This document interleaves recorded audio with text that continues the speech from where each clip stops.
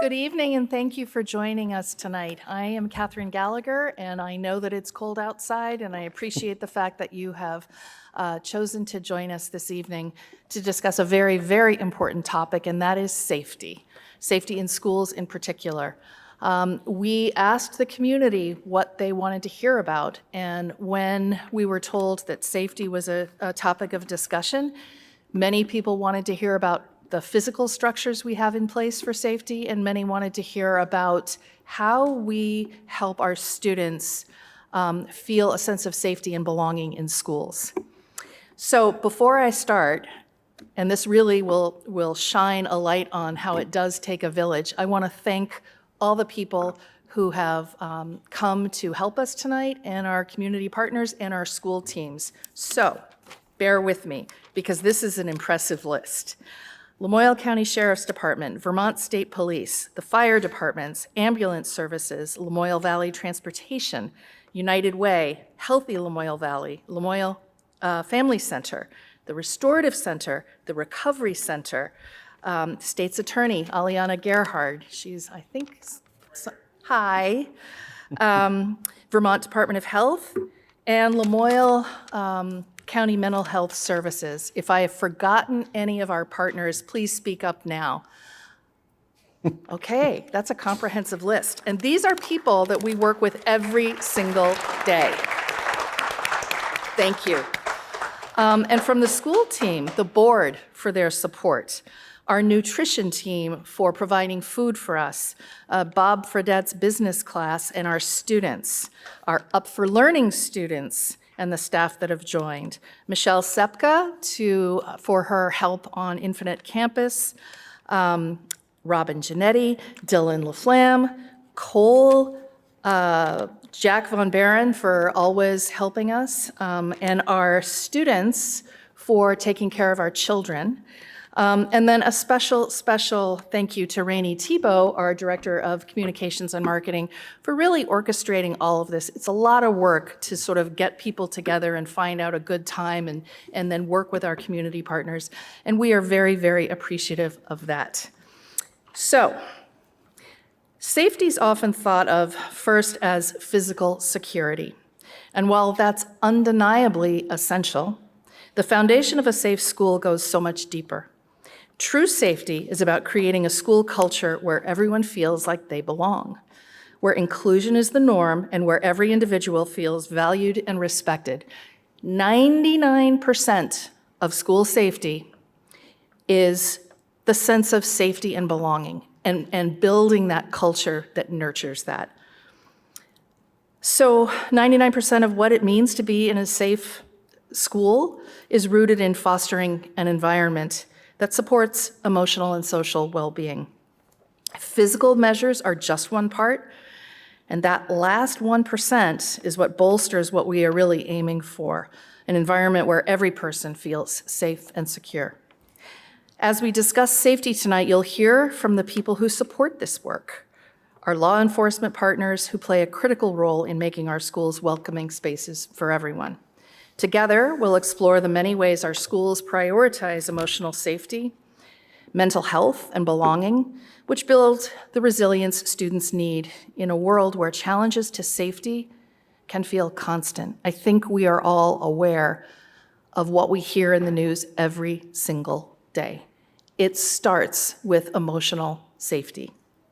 I hope tonight will give us a better understanding of the proactive day-to-day steps our schools are taking to cultivate this holistic sense of safety for every student and staff member and our communities. Thank you for joining us in this vital conversation and for your continued commitment to the strength and safety of our community. We will have an opportunity for questions and answers at the end. But I want you to hear from the people who do this work every day. And one more time, please, let's thank our community partners for joining us. This is a true family. Thank you. And now I give this over to Rene Thibault. Hello, everyone. Thank you so much for taking the time tonight to be with us, to be with our community partners, our first responder partners. It's great to see everyone here. As Kat mentioned tonight, we really are setting the stage for something much bigger than just a presentation. We are discussing our district's ongoing efforts to build a welcoming and inclusive atmosphere across all of our schools.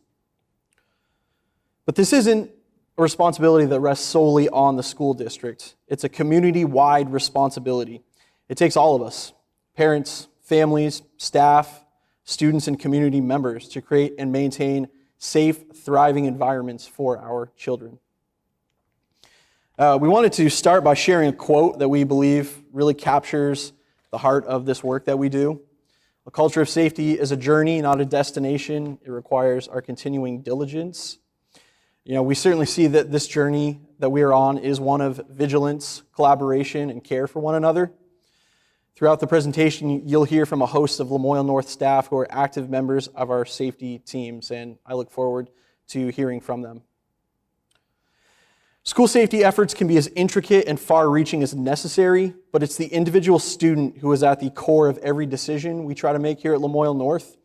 As our safety measures evolve, we must continually center on the needs, well-being, and security of each child, ensuring that they remain the focus of all that we do. With that, I'd like to invite Johnson Elementary School Principal David Manning to the podium to expand on this point further.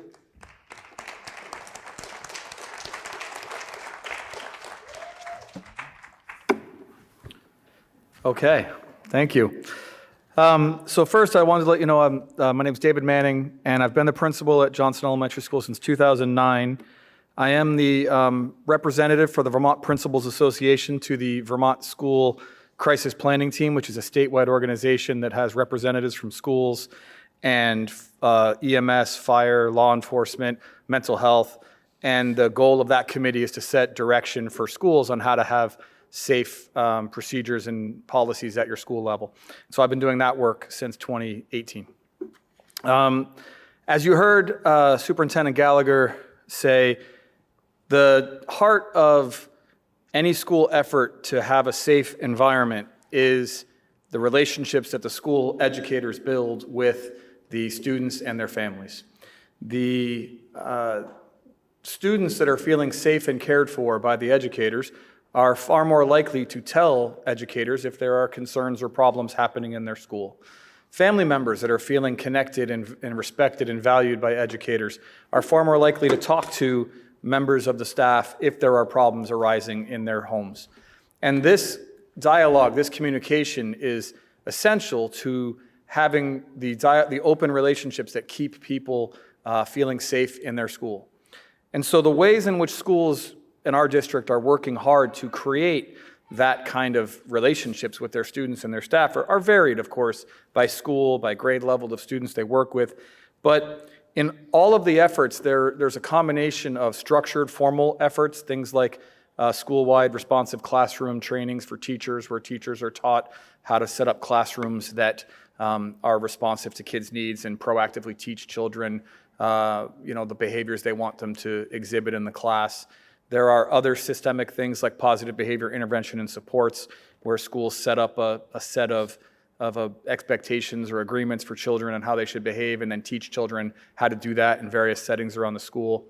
There's one of our schools is using a house system of trying to build a school within a school where kids are developing a sense of pride and unity with a subset of students in their school. And so all of these are efforts that at the school, at the global level, to try and build a school where kids are interacting positively with each other, interacting positively with the staff, and learning how to be good, solid citizens and good members of the community and developing those close relationships. There are also some other efforts that are happening where our schools are getting expertise from representatives from Up for Learning and the Lamoille Restorative Center and our school resource officers that are really aimed at creating positive cultures in the classroom, really aimed at the classroom is the focal point of all schools. That's where kids spend most of their time. And so really making sure that the classroom relationships between the educators and the students are as positive as possible, again, so that people feel safe and valued and like they belong. Because people who feel like they belong in a community are far more likely to interact respectfully and positively in that community. Also in schools, every school has school counselors, guidance counselors who have curriculums they use to teach kids about a variety of resources and programs related to how to get along well with others individually, in groups, how to regulate your emotions. That's one of the major challenges our students are facing, our parents are facing, our whole society seems to be facing, is how do we get angry at someone but still treat them respectfully? And that's an active skill being taught to children at our schools in our district. And then lastly, these efforts are all preventative efforts. They're all of the relationship building, the various strategies I've just discussed are all aimed at prevention, getting children and staff and families all in a good place, getting along, feeling like they belong and are valued. But of course, there are some times where we identify that students are not feeling that way. They're feeling disconnected, or they're feeling stressed, or they're having trouble regulating their emotions. And then we have good systems in all of our schools through our educational support teams, which are teams that have either an academic or a behavior or both focus to help children. It's a team of educators get together, identify what the challenges are, identify possible supports that will help address those challenges. And then our schools also all have threat assessment teams that do the same thing to learn all they can about a student and help make sure that they have a good plan in place for that student to have their needs met, to keep everybody safe. So from the global level to the individual level, our schools have a lot of different systems in place. And they're all very similar. They look a little different in each building because of the unique age group or culture of the building, but we're all doing very similar things designed to really get to know our kids, connect with our kids, and understand who they are so that we have good, open, trusting relationships with them. That's it for me. All righty. I got you.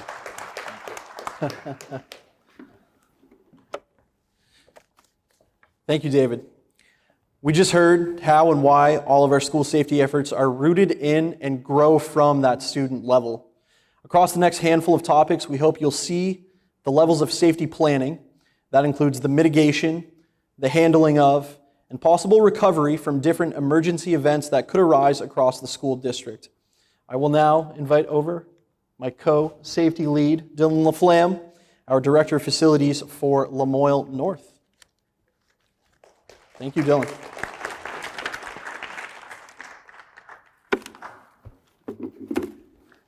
So I get to start right off the bat. I'm going to introduce myself the way David did. I'm the facility director for Lamoille North. I've started November 14th, 2014, so my 10-year anniversary is right around the corner.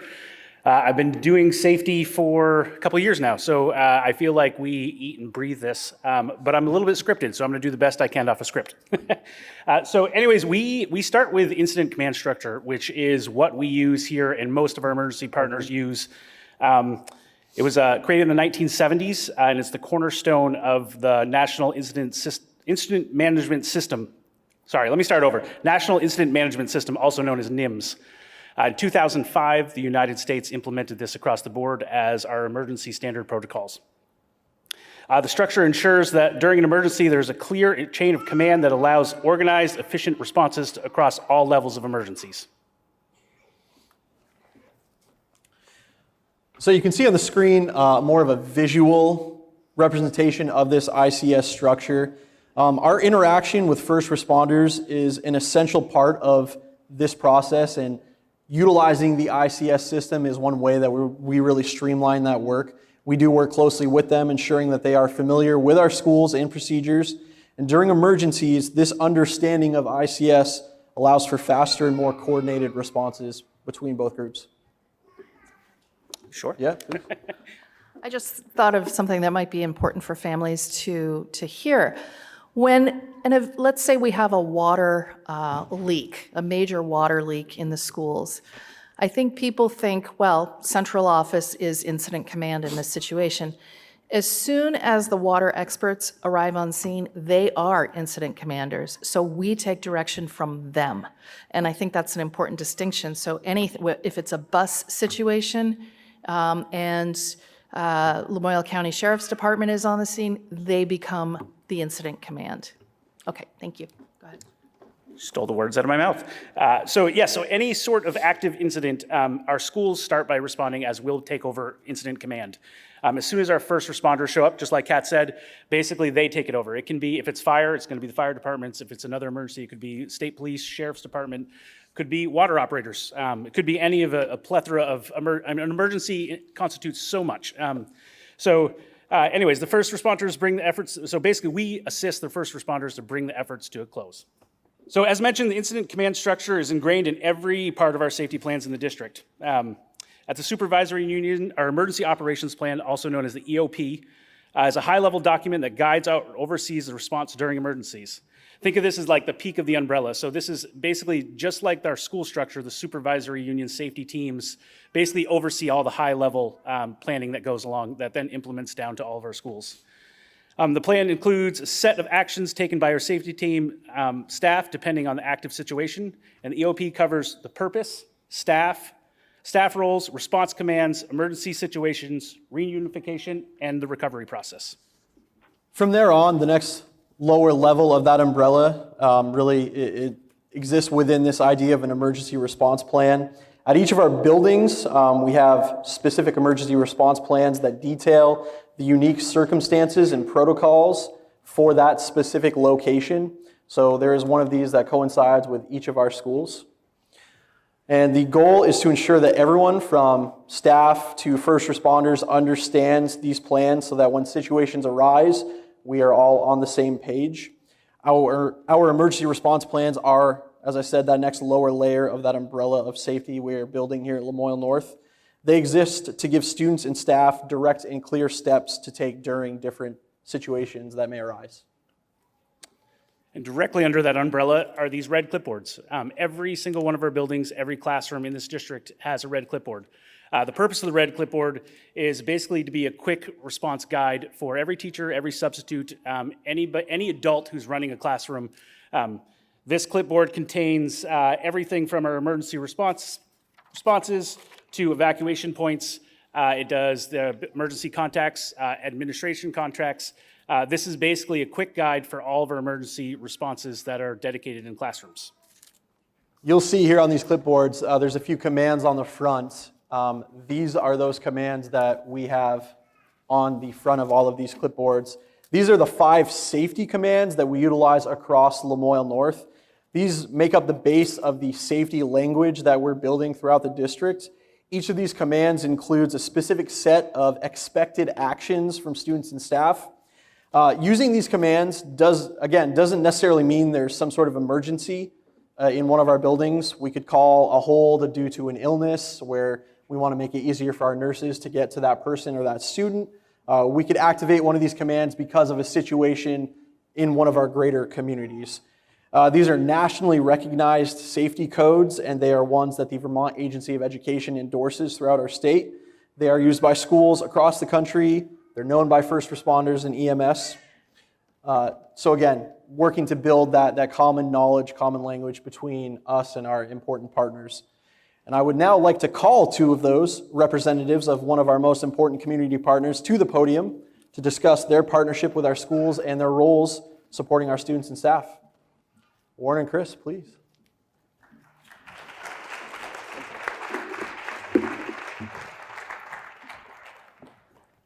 I like to move around a little bit when I talk, so it feels a little bit more free. So, first of all, I just want to let you know that our sheriff, Roger Marcoux, he wanted to be here tonight, and he had a presentation prepared. However, he did get injured, and he was unable to attend, but he really wanted to be here and represent our sheriff's department and talk about our wonderful relationship with the community. So we'll do our best in his stead. Okay, so first off, us as SROs, it's easy to look at us in a uniform and a badge and not really know who we are, and for you to see us just as that badge and that uniform. So we wanted to tell you a little bit about ourselves and why we are here and why we took this job. So for me, I'm a Johnson community member. I live in Johnson. I have 3 kids. And each of those kids goes to a different school. I have one at Johnson Elementary School, one at Lamoille Middle School, one at Lamoille High School. And so I'm very active in the community, and I personally am a parent of a kid in each of our schools there. In my prior experience, prior to being in law enforcement, was technology. And so for 10, 11 years, I was an IT director, IT manager, never saw myself taking this job in law enforcement. What am I thinking, right? So I got out of IT leadership, and we transferred here actually 5 years ago in 2019 with Hyatt Hotels, and I took a technology job. And already within those 5 years, I feel like a member of this community, like I've been here my lifetime. This community is that special and that welcoming. And so after I transitioned out of IT leadership, I was working IT at Morristown Elementary. And at the same time, I was driving a school bus for Waterville Elementary, Lamoille Middle School, and Lamoille High School. And it was a lot going on during that time. But I want to share with you, during that time, there was a moment at our high school and middle school where the sheriff's department became involved. And as a parent, just like all of you, I was concerned. And I was told, as a parent, refer to the sheriff's department Facebook page for updates. So I did that. On that Facebook page, I saw a post for a school resource officer. And I was like, oh, that's interesting. Oh, who's there keeping our kids safe right now? You know, there's no school resource officer. And I didn't think about it, right? And it just kept scratching at me.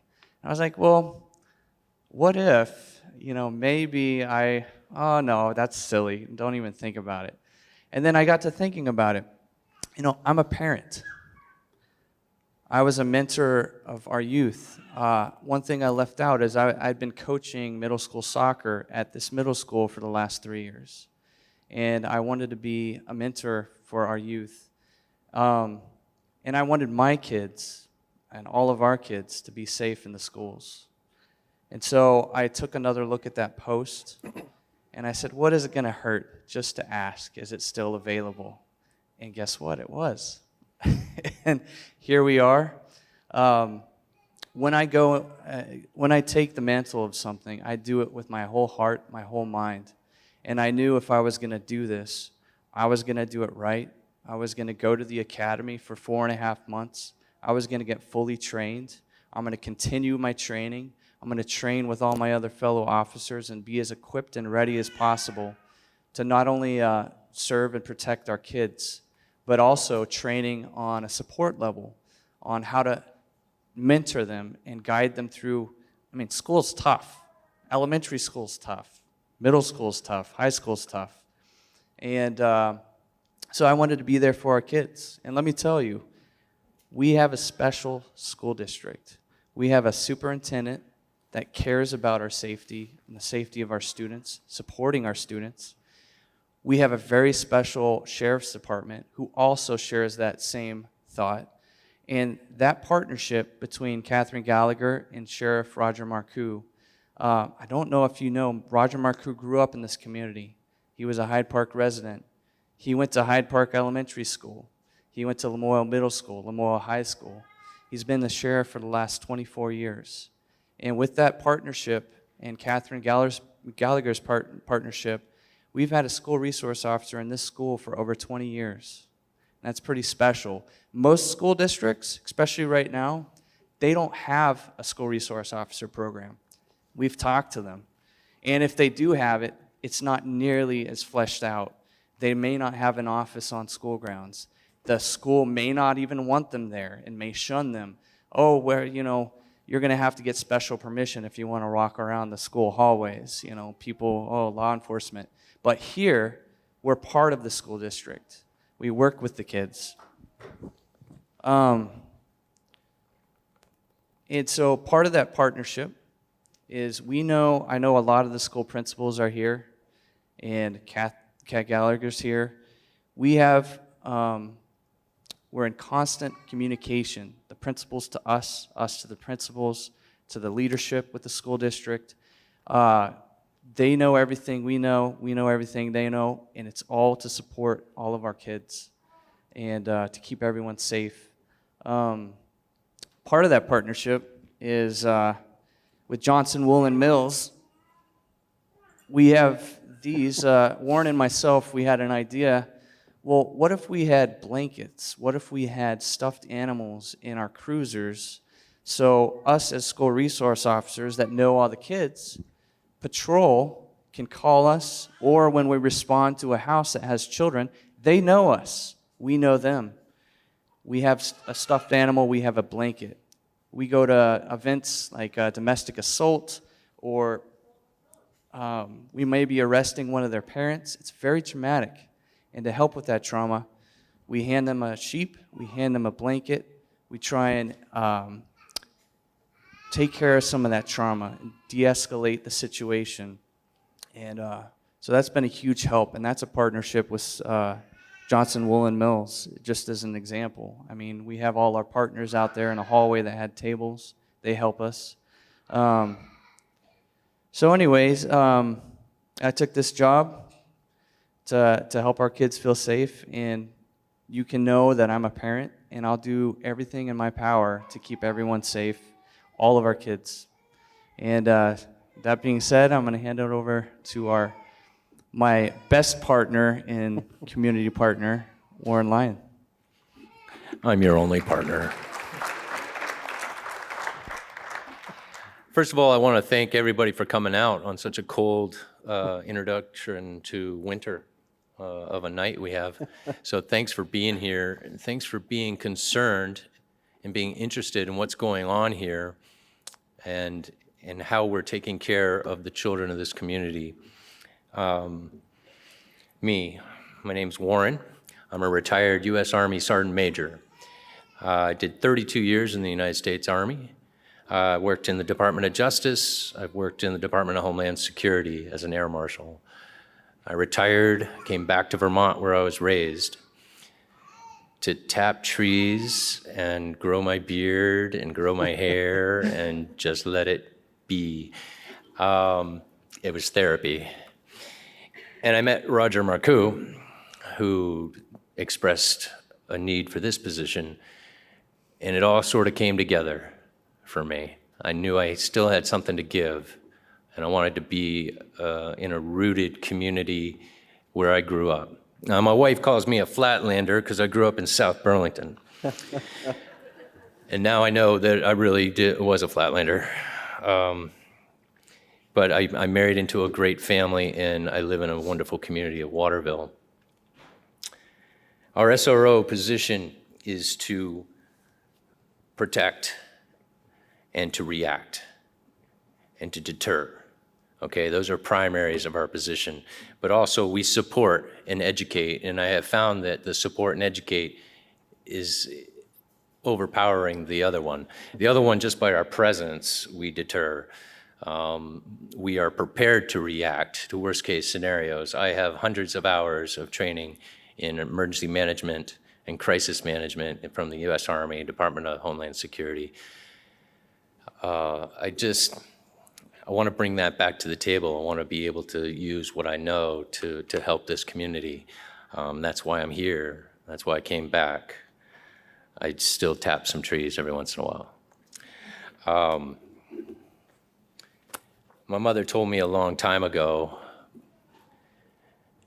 to be a place of peace and safety. I didn't really know what that meant. She told me to be a place of peace and safety. And I'm discovering what that means as I work through this job. The people I work with, the community partners that I've met, Chris, the principals, you're all striving to be places of peace and safety. How can a person be a place? Well, just the environment that you create, the essence of who you are. It talks to kids, it talks to others of who you are and how you can be that place of peace and safety for them when they come to you. And truly, we've made inroads with the kids here in the 2 years I've been working. You can see the difference. The kids come to us, they trust us. And that's irreplaceable. You can't replace that kind of relationship. So we're here to build relationships. We're here to educate your children.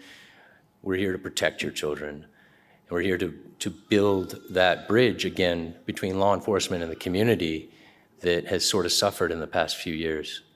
A lot of my colleagues have found it to be in their best interest to just retire, especially in my generation. And I think that does a disservice, and I think we need to keep going. In the civilian world, I also I'm a director of Vets of Hope, which is a group for veterans and first responders who suffer from post-traumatic stress.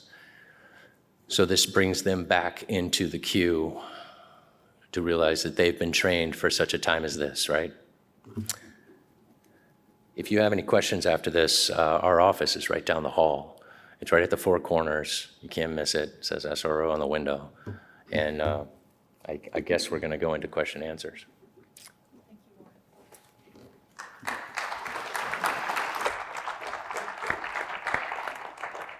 Yes, thank you to our SROs, Chris Turner and Warren Lyon. And thank you to the Lamoille County Sheriff's Department for their continued support and care for our schools and communities. I mean, you see from the photos, these guys are so much ingrained in everything we do here at Lamoille North, and we certainly thank them. Warren, I don't know many people that look better in a cowboy hat, so you pull it off well, my friend. Caring for our students and staff doesn't just mean in person and during face-to-face conversations. Lamoille North has made great efforts to ensure our students have access to important learning technologies, including computers, Chromebooks, and iPads, all devices they'll be surrounded by in the world at large. But access to that technology comes with promises of responsible use from our students and responsible, thoughtful management by our information technology department. At this time, I invite our Director of IT, Cole Hayes, to share more on this topic. Thank you, Cole. Good evening. As Rene stated, my name is Cole Hayes. I'm the Director of Information Technology for the Lamoille School District and Supervisory Union. I'm excited to be here tonight to share some of the ways the Lamoille North Technology Department helps protect our students and staff every day. While I can only share and highlight a few of our security tools, since sharing certain details could pose risks to our overall safety strategy, I give you a solid overview of the important safety measures we have in place. First, we are proud to be a Google district. This means that students and staff have access to Google's educational tools, such as Google Classroom, Docs, Drive, which allow for easy collaboration and communication in a cloud-based environment. Along with these tools comes Google's robust security features, including advanced threat protection that guards against phishing, malware, and unauthorized access. Google keeps our district's data secure through constant updates and compliance with the highest security levels. Next, we utilize a mobile device management platform like Jamf and GoGuardian to help manage and monitor all of the devices used throughout the district. These platforms allow us to enforce security protocols, monitor online activity, and ensure that devices are used safely and appropriately. Additionally, in the event of an emergency, Infinite Campus is another vital tool we use to keep everyone informed. It serves as our student information system, and through its constant communication tools, we can quickly send updates to parents via phone, email, or text. This ensures that you're kept up to date with accurate information when it matters most. If you haven't signed up for Infinite Campus yet as a parent account and would like assistance doing so, please see our data manager, Michelle Sepka, and our IT administrative assistant, Heidi Neelan. They will be in the lobby following this presentation, and they'll be happy to assist you getting that set up. Lastly, our district administration is equipped with FirstNet through AT&T. It's a communication platform designed specifically for emergency responders. This system guarantees that our communication is prioritized during an emergency event, even if regular networks are overwhelmed, helping us stay connected when it's needed most. Now, while I've only shared a glimpse of the tools we use to protect our students and staff, know that safety is our top priority, and we will do our best in the technology department to protect students and staff. Thank you. Thank you, Cole. As we transition to the next topic, I'll start by saying It's a saying you've probably heard. I think it's one that's already been said here tonight. It takes a village. Ensuring a safe and supportive atmosphere truly does take the time, effort, and focus of all of us. And Kat is here to speak to this topic with me. Thank you, Kat. I'd actually like to start with a question for parents and caregivers in the audience. What do you think your role is in an emergency that involves a school and your children in that school? Anyone?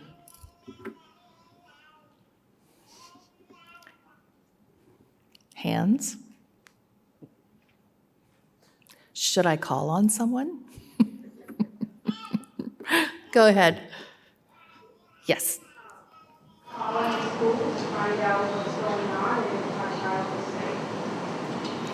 Thank you for that, and I'll address that in a second. Other thoughts?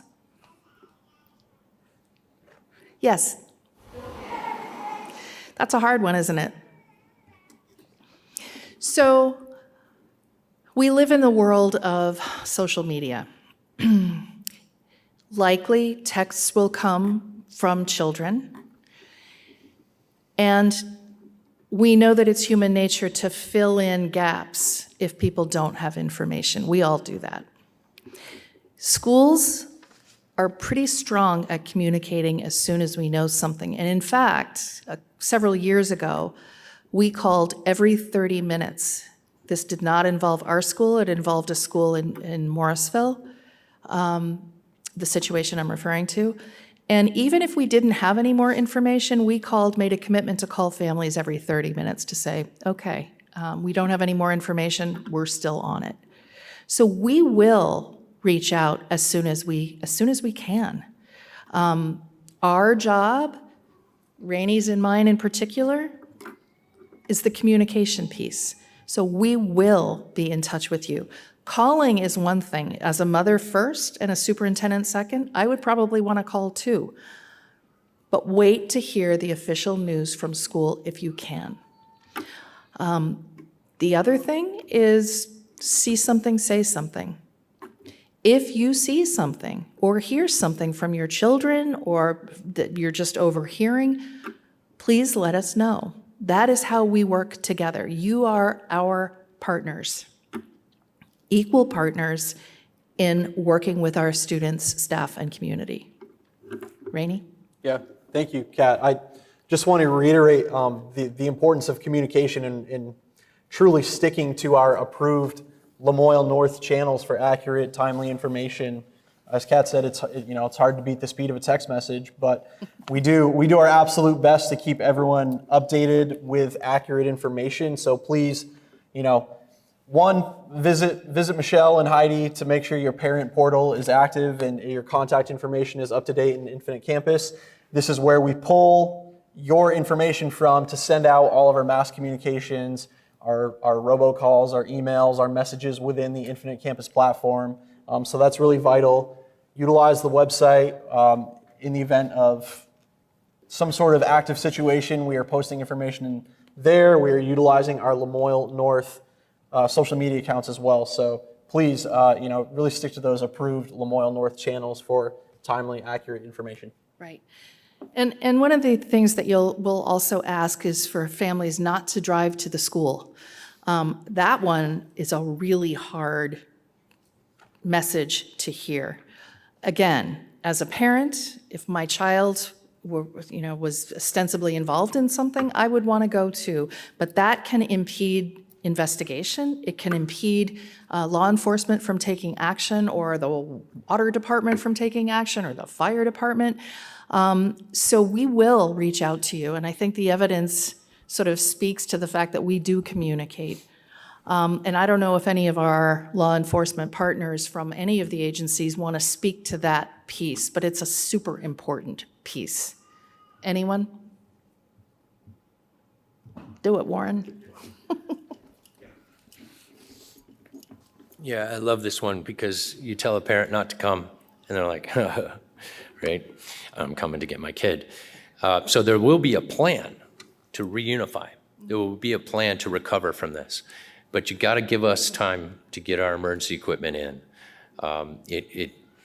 there was a circumstance where there was an issue and parents, so many parents showed up at this one school that the emergency equipment couldn't get in, okay? Throughout the country, I'm a big fan of reading after-action reports. If there's an incident somewhere in the country, I like to see what their thoughts were after the incident. That's how we learn lessons, right? So we read those after-action reviews, and all the after-action reviews was there was too much traffic, it was congested, there wasn't a plan. So we're gonna have a plan for parents to reunify. So stand by for that, but don't immediately respond to the school or to the place, because that just impedes our response.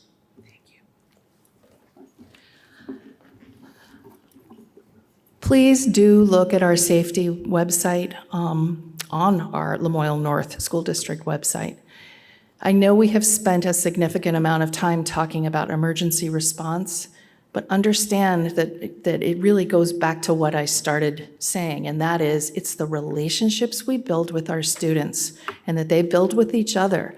We know our students, and that alone will ensure as much safety as we can ensure, knowing our students and knowing their families, because when you get to know a student, you do get to know their families, and sometimes multiple generations of families. That's what makes this place so special. Did you want to say anything before we move to question and Yeah, answer? just quickly before we move on, we are absolutely have been and continue to work towards this atmosphere of promoting the mindset of see something, say something. It's certainly something we encourage throughout all of our communities. Reach out if you have a concern or a question. Similarly, the state of Vermont has an anonymous tip line that you could utilize in the event you see or hear something that should be reported. It's anonymous, it's monitored 24/7. It's there for our staff, students, and certainly all of our communities to use. And with any non-emergency questions, we do have a safety@lnsd.org email address. You are more than welcome to send along questions, ideas. Those emails go straight to our district safety leads. Thank you. So before we start question and answer, I thought I would answer some of the questions that people sent in when they registered. One asks for what is being done overall to stop hoax threats. So schools don't stop hoax threats. Schools have received them. What I do know is that our intelligence says that they've identified groups from abroad who have engaged in these threats. And although those are not credible, we will respond using our processes and protocols if we ever receive a threat. And that would be being in touch with law enforcement right away and having them help us investigate any threat. Another question was, are we still using ALICE training? And the answer is no. We are using what the state recognizes as best practice, and that is run, hide, fight. In no particular order, it depends on what the situation might be. And we are mandated to have drills, a certain number of drills every single year. Another person wrote, why are we having drills? We have to do it as a school system. It's the part of safety that people tend to shy away from because it's uncomfortable. But we need to be prepared. And our students know that they need to listen to their teacher who will guide them in a situation if it's needed. Again, it's the relationships we build that will keep us safe. Behavioral management strategies in the classroom. I can speak to that globally. I know that the work that we do with our partners at the Restorative Center and Healthy Lamoille Valley foster relationships, safety, and belonging. But there are strategies that we practice in our schools. David, you're up here. Do you want to talk about behavioral management strategies, or would any of our other principals like to? I think you're on the spot. Thank you.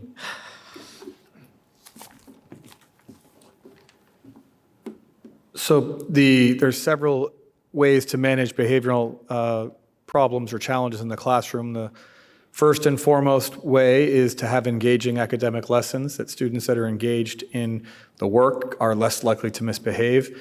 Having predictable routines, and that's many of the programs that I mentioned last time I was up here speaking, such as PBIS or Responsive Classroom, talk a lot about predictability so that children know what to expect when it's time to go sit on the carpet. They know what the rules are at the carpet. They know how to move around the classroom safely. They know what to do with their computers when they're done using them. And at older levels, it's all the same stuff. They know what they're supposed to do when they're changing from one class to the other. And they making sure that the behavioral expectations are taught ahead of time, making sure that the classrooms are set up with predictable and expected routines so that there doesn't create anxiety in children. They know what to do, they know where to go, they know how to move around. Those are all strategies that have been proven to support students. And then having an effective system when students are still struggling, despite having good engaging classroom activities and having good systems that are predictable and routine-based. Sometimes children will, of course, still struggle to follow those rules in the classroom, and then having a good system to support them in teaching them how to respond in the future. And so that's the restorative practices work that a lot of our schools have engaged in through the Lamoille Restorative Center is all about helping students repair any harm they've done to the classroom community or to individual members of the classroom community, and then learn new behaviors. How do they handle this the next time this happens so that they don't continue to make the same decisions or the same reactions that cause problems in the first place. Thank you, David. Go ahead. Yeah, thank you, David. We welcome any questions from members of the audience. We have a few mic runners who are more than happy to get the microphones out. We just ask that folks, if you have a specific question about a specific situation or school, schedule time with that principal and have that conversation outside of this venue, but we are happy to try to answer any questions you have. And I know that this is a lot of information. So you may not have questions now, which is also human nature. People think of things after they leave. So I guess, barring no questions, I would close this with the following. We live in a very special community. I was born in San Francisco, and I consider this my home. Everyone is deserving of love, and when we think about our students, it is our mandate, our charge to educate them. We also have to love them, and that's what we try to do in our schools every single day. So for those of you who joined us tonight, I thank you so much for coming, and to our partners, we could not do this work without you, and appreciate you so, so much. And Warren and Chris, thank you for everything you do. Thank you.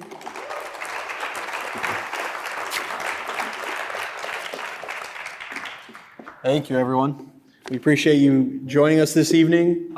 Again, utilize our safety@lnsd.org email if you come up with other questions, thoughts, comments after you head home this evening. Thanks so much. Thanks.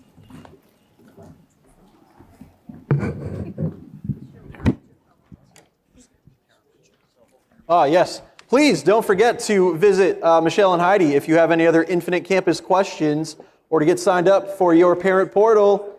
It's the best way to stay in tune with all the info about your students. Whoop, whoop.